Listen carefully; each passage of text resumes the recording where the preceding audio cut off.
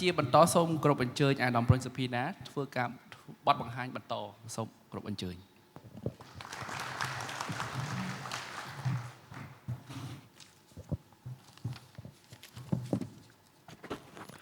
បាទជាបឋមខ្ញុំបានសូមគោរពអាដាមលោកទាវលោកសាស្ត្រាចារ្យលោកស្រីវិក្កាមិននិងអង្គសកាសាលាដែលចូលរួមនៅក្នុងព្រឹកមិញឬក៏ដូចជា session នេះទាំងអស់គ្នាបាទ presentation របស់ខ្ញុំនេះគឺ complement ទៅនឹងអ្វីដែល Dr. Ivan បានធ្វើបទបង្ហាញមិញនេះអំពីផលប៉ះពាល់មួយចំនួនដែលអាចកើតចេញអំពីការចាក់ចេញរបស់កម្ពុជាពីក្រមប្រទេសដែលមានការវិវត្តតិចតួចឬក៏ LDC graduation បាទប៉ុន្តែមុននឹងខ្ញុំចូលទៅដល់អ្វីដែលជា implication ប្រហែលជាខ្ញុំអាចចង់បង្ហាញបន្តិចអំពីស្ថានភាពបច្ចុប្បន្នឬក៏ជា landscape នៃ labor force នៃ skill ហើយនិង productivity របស់ទីផ្សារការងារកម្ពុជាបច្ចុប្បន្នបាទ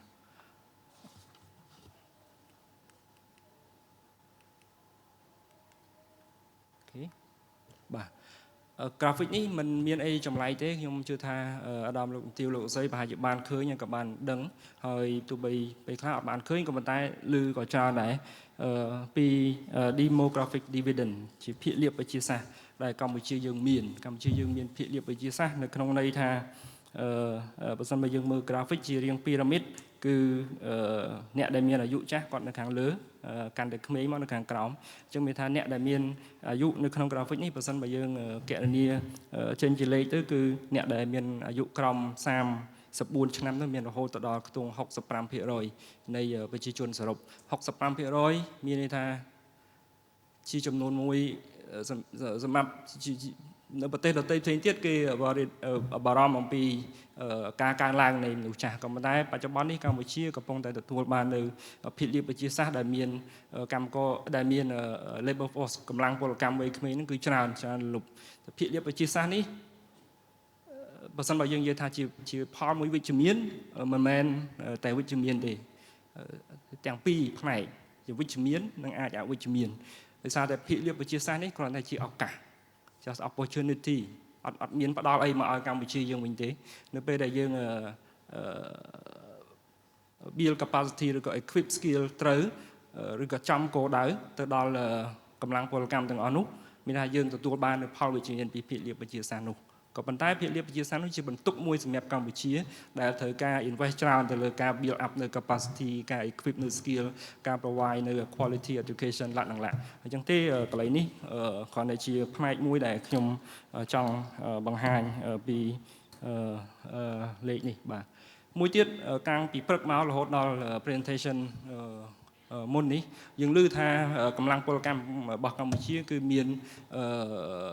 កម្រិតនៃការព្រមព្រៀងបាទក៏ប៉ុន្តែបើសិនបើយើងកលេចទៅមើល graphic នេះយើងឃើញមានវឌ្ឍនភាពគួរកត់សម្គាល់មានថាអ្នកដែលមានកម្រិតអប់រំទាបនោះគឺត្រូវបានធ្លាក់ចុះបាទអញ្ចឹងបើសិនបើយើងមើល line ដែលខ្ញុំគូសមានថា line ដែលអ្នកដែលមានកម្រិតអប់រំទាបនោះគឺមាននិន្នាការធ្លាក់ចុះដែលបង្ហាញអំពីវឌ្ឍនភាពនៃការខិតខំប្រឹងប្រែងរបស់រដ្ឋាភិបាលកន្លងមកក៏ប៉ុន្តែទោះបីយ៉ាងណាក៏ដោយទោះបីធ្លាក់ចុះយ៉ាងណាក៏ដោយចំនួនដែលយើងឃើញអ្នកដែល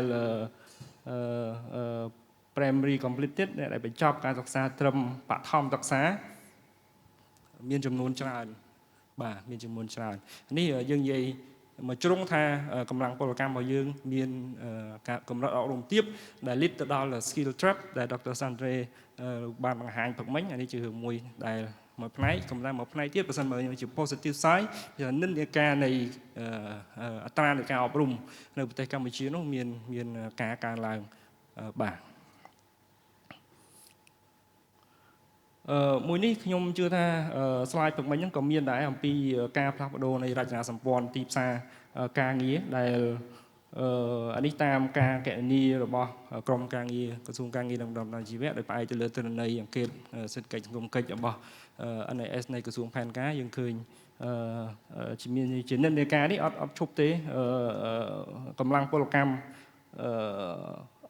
អ្នកដែលមានការងារធ្វើនៅក្នុងវិស័យកសិកម្មនៅតែបន្តថយចុះ ហើយអ្នកដែលកើនឡើងទៅក្នុងវិស័យឧស្សាហកម្មហើយនិងសេវាកម្មការកើនឡើងនេះដដែលពីរជ្រុងដដែលមានផលវិជ្ជមាននិងមានផលអវិជ្ជមានបាទslide នេះគឺ complement ជាមួយនឹង slide មុនយើងឃើញប្រសិនបើយើងធ្វើ protection ពីឆ្នាំ2024ទៅឆ្នាំ2026ប្រសិនបើយើងមើលទៅលើខ្ញុំអាចសូមអានជាភាសាខ្មែរដើម្បីឲ្យងាយយល់ខាងលើគេហ្នឹងគឺអ្នកគ្រប់គ្រងបាទជាកំណើនខ្ទង់ 3.4% ជាមធ្យមបាទនេះជាមធ្យមហើយបើសិនបើយើងនិយាយអំពីសមាជិកនៅក្នុងកម្លាំងនៅក្នុង employment អ្នកដែលមានការងារធ្វើទាំងមូលហ្នឹងអ្នកដែលជា management ជា occupation គាត់ជា management មាន 1.1% ទេខ្ញុំមួយទី2គឺ professional យើងអាចបកឲ្យងាយស្ដាប់ថាអ្នកឯកទេសដែលមានវិជ្ជាជីវៈកម្រិតខ្ពស់ហើយបន្ទាប់មកទៀតគឺអ្នកបច្ចេកទេសកម្រិតមធ្យម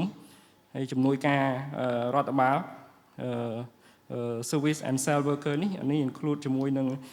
ការងារជាផ្ដល់សេវាកម្មដូចជា housekeeping ដូចជា catering service ឡានេះអានេះនៅក្នុងនេះយើងឃើញនៅក្នុងនេះបើសិនបើយើងមើល3 category នៅខាងលើគឺជាមុខរបរឬក៏ជាមុខរបរដែលត្រូវការជំនាញខ្ពស់បើសិនបើតាម LO គាត់ទៅ skill level 3 and 4 level 3និង4ហ្នឹងគឺជាអ្នកដែលមានជំនាញខ្ពស់ក៏ប៉ុន្តែកម្លាំងពលកម្មភាគច្រើនខ្ញុំជឿថានៅប្រទេសអភិវឌ្ឍមិនតែកម្ពុជាទេគឺភាគច្រើនគឺនៅ skill level 2ហើយដែលកម្លាំងពលកម្មហ្នឹងគឺច្រើននៅកន្លែងនោះដែល skill level 2នោះបើសិនបើនិយាយពីកម្រិតសិក្សាក្នុងកម្រិតមធ្យមសិក្សាបញ្ចប់មធ្យមសិក្សាឬក៏មិនបញ្ចប់មធ្យមសិក្សាមាននៅក្នុងចន្លោះហ្នឹងគឺ skill level 2អញ្ចឹងយើងឃើញកំណើននៅ skill level 2នោះភាគច្រើនគឺនៅ service and sales worker ហើយមួយទៀតនៅក្នុង category craft and related trade worker បាទcraft and related worker នេះមានន័យខ្លះឧទាហរណ៍អ្នករៀបឥដ្ឋជាងសិនតិចជាងគិសនីលក្ខណៈមានថាអ្នក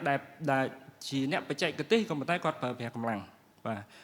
ជាក៏មាននិន្នាការកើនឡើងដែរមុខរបរនេះនៅក្នុងប្រទេសកម្ពុជាហើយនឹង service and sales worker កន្លែងនេះប៉ុន្តែយើងឃើញហើយ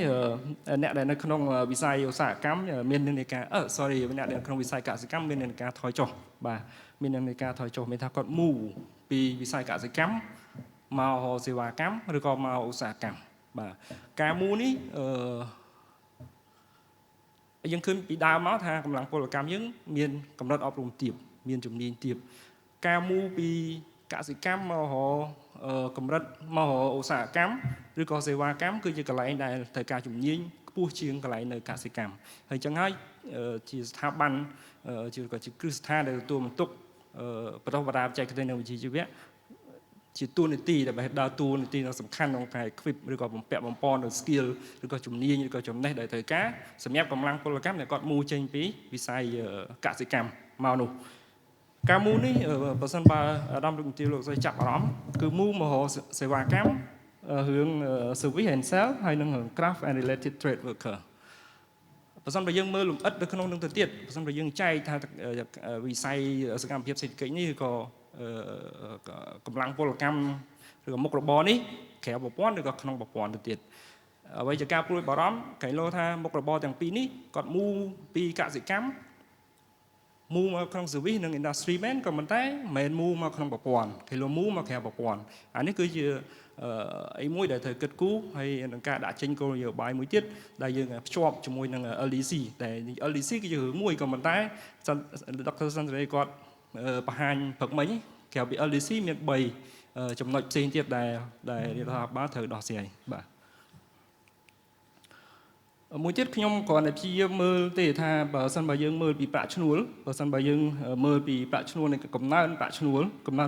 ពីធៀប2021និង2012មានថាកំឡុងរយៈពេល10ឆ្នាំចុងក្រោយប្រាក់ឈ្នួលប្រចាំខែរបស់អ្នកដែលមានជំនាញទាបនឹងគឺកើនឡើងតិចតួចទេឧទាហរណ៍ថា elementary occupation មុខរបរងាយគាត់កើនឡើងខ្ទង់ 55% ប្រាក់ឈ្នួលរបស់គាត់ក៏ប៉ុន្តែបើសិនបើជំនាញកាន់តែខ្ពស់ប្រាក់ឈ្នួលរបស់គាត់កើនឡើងកាន់តែខ្ពស់បើសិនបើយើងមើលអ្នកដែលគ្រប់គ្រងនោះប្រាក់ឈ្នួលរបស់គាត់10ឆ្នាំចុងក្រោយគាត់កើនឡើងខ្ទង់ 187% និយាយលេខមូលអានេះគឺជាបង្ហាញអ្វីមួយដែលជាសារៈសំខាន់នៃការទទួលបានជំនាញនៃការទទួលបានមុខរបរឬក៏ការងារដែលមានគុណភាពបាទមួយវិញទៀតអានេះដូចគ្នាទេខ្ញុំគាត់តែ compliment ជាមួយនឹងសាយលើកមុនបើសិនបើយើងមើលជារួមបើសិនបើមានជាជំនាញខ្ទង់ 55.9% អ្នកដែលមានជំនាញទាបប្រាក់ឈ្នួលបង្កត់កើនឡើងរយៈពេល10ឆ្នាំនេះអញ្ចឹងបើសិនបើជំនាញកាន់តែខ្ពស់កម្រិតនៃការប្រាក់ឈ្នួលបង្កត់ហ្នឹងគឺកើនឡើងកាន់តែខ្ពស់ពីមួយឆ្នាំទៅមួយឆ្នាំហ្នឹងកាន់តែខ្ពស់ហើយអញ្ចឹងហើយបានយើង launch នៅកម្មវិធីប្រព័ន្ធជំនាញបច្ចេកទេសវិជ្ជាជីវៈលក្ខណៈហ្នឹងដើម្បីឲ្យគាត់មានជំនាញនៅពេលដែលមានជំនាញមានថាប្រាក់ឈ្នួលបង្កត់បច្ចុប្បន្នវាទាបមែនក៏ប៉ុន្តែកំណើនតែកំណើនពីមួយឆ្នាំទៅមួយឆ្នាំហ្នឹងមានកម្រិតមួយខ្ពស់បាទ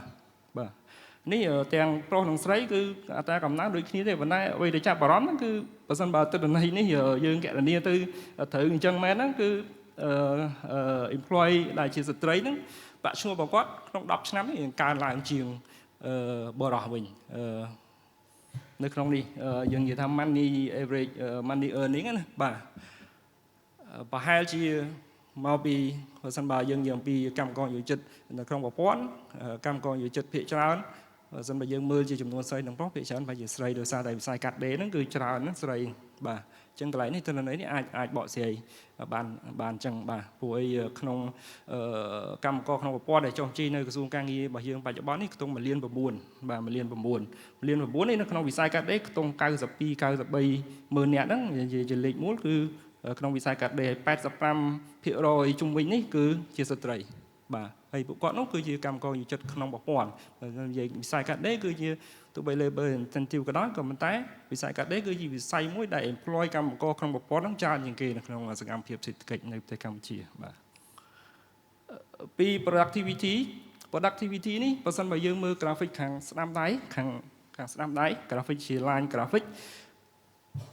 លេខនេះខ្ញុំយកមកពី ILO stat ដែលបើសិនបើយើងមើលជា output per worker មិនអាក្រក់ណាស់ទេបើសិនបើ productivity បន្ទាប់ពី crisis មកគឺបន្ទាប់ពី covid មកគឺ productivity របស់យើងមានការកើនឡើងហើយកើនឡើងនេះមានជា trend ហ្នឹងងើបឡើងរហូតទៀតឆ្នាំ2024នេះតាមការ estimate របស់ ILO គឺកើនឡើងខ្ទង់ 4.8% បាទ 4.8% ជានិន្នាការមួយដែលវិជ្ជមានក៏ប៉ុន្តែយើងអាចប្រៀបធៀបបន្តិចជាមួយនឹងប្រទេសនានាក្នុងតំបន់ graphic នៅខាងឆ្វេងអញ្ចឹងជាមធ្យម10ឆ្នាំពី15ទៅ10ទៅ24បើសិនមកយើងគិតជាកំណើនជាមធ្យមប្រចាំឆ្នាំកំណើនផលិតភាពរបស់យើងខ្ទង់ 2.8% ក្នុងមួយឆ្នាំបាទ 2.8% នេះបើ compare ជាមួយនឹងប្រទេសជិតខាងរបស់យើងឧទាហរណ៍ថាវៀតណាមគេរហូតដល់ 5.4 មើលទៅជាមួយបាំងក្លាដេស 4.2 ដើម្បីមីយ៉ាន់ម៉ាបើសិនបើតែ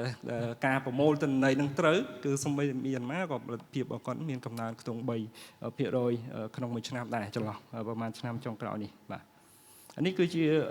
យើងឃើញជា positive side ដែលថាផលិតភាពយើងកើនឡើងក៏ប៉ុន្តែជានិន្នាការរបស់រដ្ឋាភិបាលឬក៏ជាគោលបំណងរបស់រដ្ឋាភិបាលដើម្បីដាក់ចេញនៅ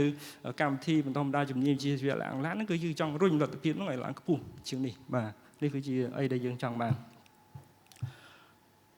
នេះគ្រាន់តែជាការកណនាជាមធ្យមយើងមើលនេះទៅផលិតភាពដែលនៅក្នុងវិស័យឧស្សាហកម្មហ្នឹងគឺកើនឡើងខ្ទង់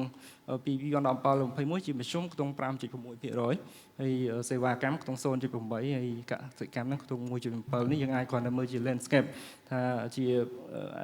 អានេះមិនចម្លែកទេដោយសារតែនៅក្នុង industry ជាទូទៅគេ invest ទៅលើ technology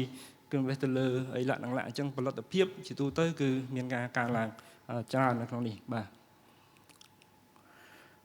ក៏ប៉ុន្តែ graphic មួយនេះយើងមើលកន្លែងនេះ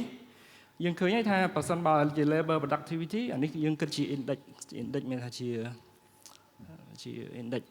ខ្ញុំជាសារជា index អញ្ចឹងចុះយើងយល់ 100% នៅឆ្នាំ2010ថា 100% យើងមានលុយ 100 អញ្ចឹងបើសិនបើយើងក្នុងឆ្នាំ2010ខ្ញុំមានលុយ 100 អញ្ចឹងរហូតដល់ឆ្នាំ2022ខ្ញុំមានលុយខ្ទង់ 190 បាទអាហ្នឹងជាផលិតភាពការងារខ្ញុំឡើងទៅដល់ 190 សំទោសជា income របស់ខ្ញុំជាប្រាក់ចំណូលរបស់ខ្ញុំក៏ប៉ុន្តែបើសិនបើមើលកំណើនផលិតភាពវិញកើនខ្ទង់ទៅដល់130ជាង134អញ្ចឹងចុះបាទអញ្ចឹងពីកំណើនផលិតភាព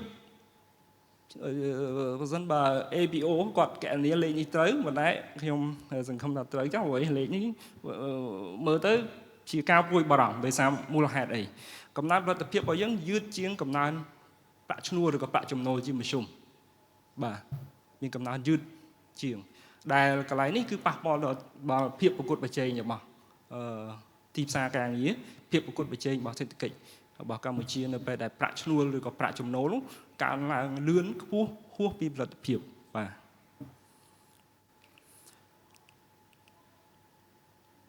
ជា implication for LSE graduation យើងបាននិយាយអំពីបញ្ហាប្រឈមក៏ប៉ុន្តែយើងនិយាយពីអីដែលជាវិជ្ជមានជាឱកាសសម្រាប់កម្ពុជាបើសិនបើយើងនិយាយអំពីថាយើងបាត់បង់នៅ trade preference ការអនុគ្រោះពន្ធបើសិនបើមានការបាត់បង់ការអនុគ្រោះពន្ធនោះមិនមែនប្រសិនបើទេនៅឆ្នាំ2029ប្រកាសជាបាត់ហើយបើសិនបើករណី EU ដោយដុកទ័រអ៊ីវ៉ានគាត់បង្ហាញហ្នឹងនៅឆ្នាំ2032ចប់នឹងថាចាប់ពីឆ្នាំ2033ទៅអញ្ចឹងការអនុគ្រោះពន្ធ EBA ហ្នឹងត្រូវដាច់អូតូម៉ាទិកបាទអញ្ចឹងអានេះគឺចំអញ្ចឹងគឺវិស័យឯកជនឬក៏សហកម្មគឺត្រូវរួមគ្នាដើម្បីលើកកម្ពស់ផលិតភាពបាទលើកកម្ពស់ផលិតភាព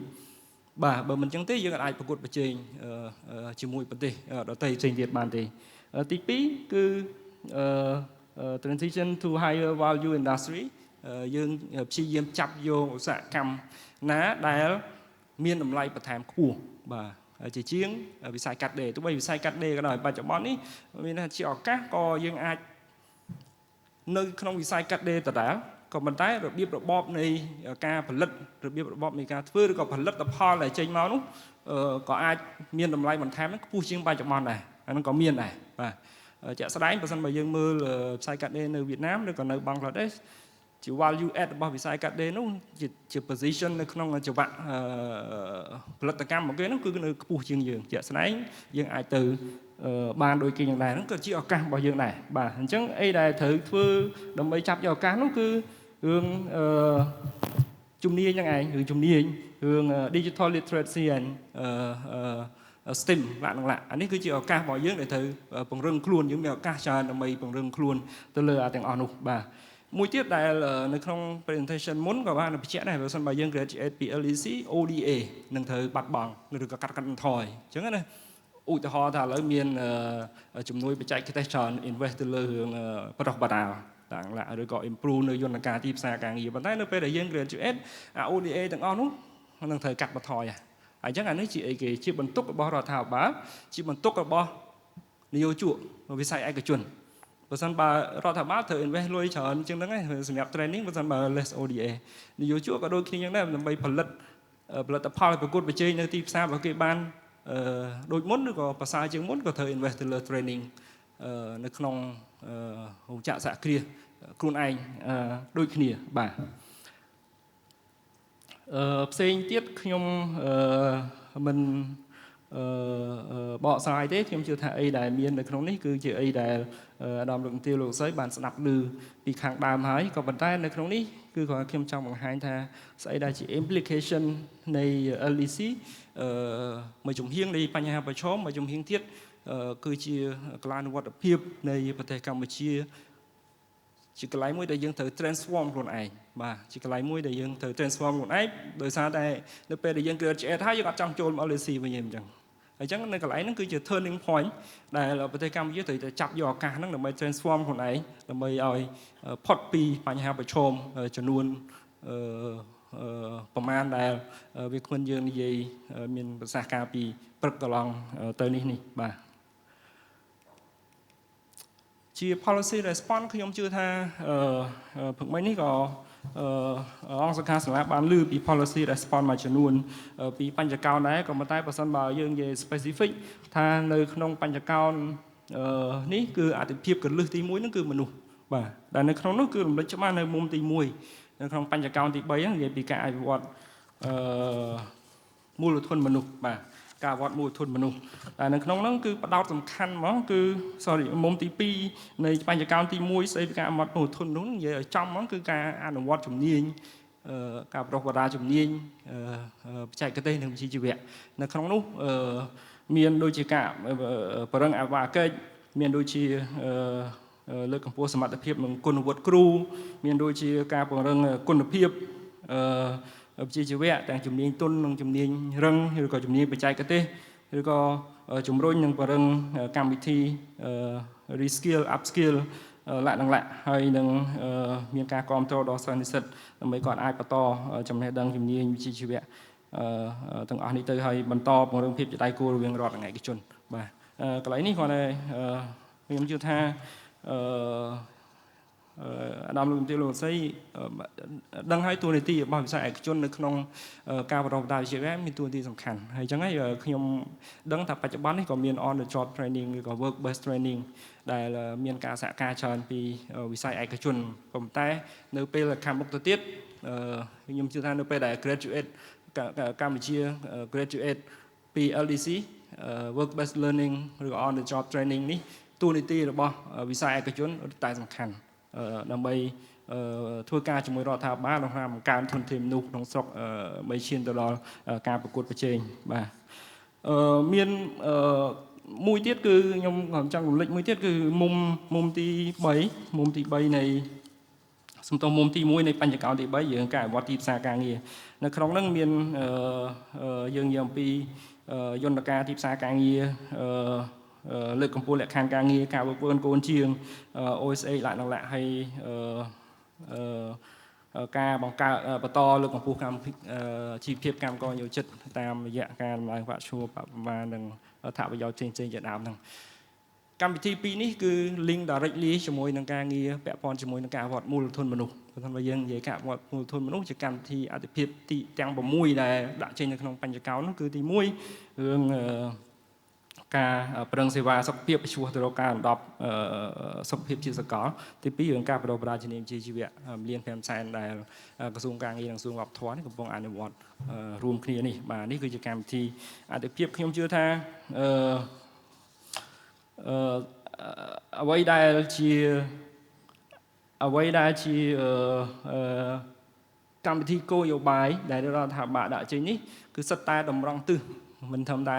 សម្រាប់ការ graduate ពី LDC ទេក៏ប៉ុន្តែតម្រង់ទិសទៅរក Vision 2030និង Vision 2050របស់រដ្ឋាភិបាលដោយសារតែបញ្ចកោណគឺជាគោលនយោបាយដែលត្រូវអនុវត្ត25ឆ្នាំខាងមុខបាទខ្ញុំសូមស្លាយមួយនេះជាស្លាយចុងក្រោយយើងក្រៅពីបញ្ចកោណយើងមានគោលនយោបាយថ្នាក់ជាតិរាប់ខណ្ឌគោលនយោបាយកម្មវិធីអីមួយចំនួនទៀតដែលគ្រប់គ្រងផ្ទាល់និងមិនផ្ទាល់ទៅដល់ការអភិវឌ្ឍជំនាញឬក៏ការអភិវឌ្ឍធនធានមនុស្សបាទ